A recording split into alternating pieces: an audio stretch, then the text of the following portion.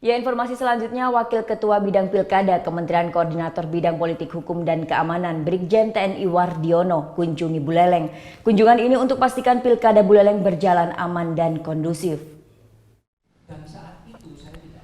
Menyambut Pilkada serentak pada Februari mendatang, Wakil Ketua Bidang Pilkada Kemenkopol Hukam Brigjen TNI Wardiono berkunjung ke Buleleng Selasa siang. Dalam kunjungannya, Asisten Deputi Bidang Koordinasi Pengelolaan Pemilu dan Penguatan Partai Politik ini untuk memantau kesiapan pelaksanaan Pilkada. Wardiono langsung menggelar rapat dan mendengar pemaparan pelaksanaan Pilkada. Dalam pertemuannya, Wardiono menjelaskan Buleleng merupakan daerah yang termasuk aman dari konflik saat Pilkada. Dari 101 daerah yang menggelar Pilkada, hanya beberapa daerah di Indonesia yang masuk zona merah yang rawan konflik.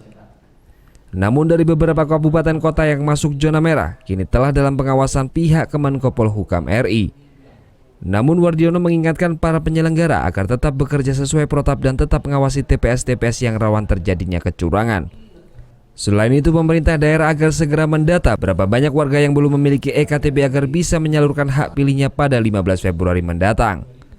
Buleleng ini termasuk yang ketiga tadi, ya. Saya anggap bahwa Buleleng termasuk daerah yang relatif kondusif dan aman. Saya yakin dan terima kasih kepada penyelenggara dan pemerintah di sini, kesiapan untuk memaparkannya itu sampai hari ini termasuk saya katakan bagus, kesiapannya maksimal. Menurut pelaksana tugas Bupati Buleleng Made Gunaja, situasi Buleleng relatif kondusif. Namun untuk daftar pemilih tetap masih menemui kendala disebabkan adanya beberapa masyarakat yang belum memiliki EKTP. Gunaja berharap bisa dicarikan solusi agar masyarakat yang belum memiliki EKTP tetap bisa menyalurkan hak pilihnya. Beberapa penduduk yang tercecer, yang belum termasuk di DPT, belum juga melakukan perekaman dari KTP dan belum masuk database, ini diharapkan nanti ada jalan keluar lah apa yang harus dilakukan. Secara prinsip hak-hak masyarakat itu kan tidak boleh diabaikan gitu kan.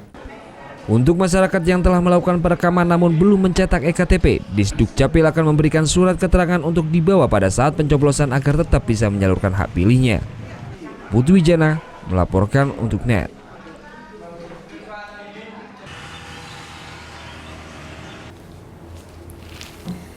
Udah selesai kan nontonnya? Nah, jadi jangan lupa buat like, komen, dan subscribe ya.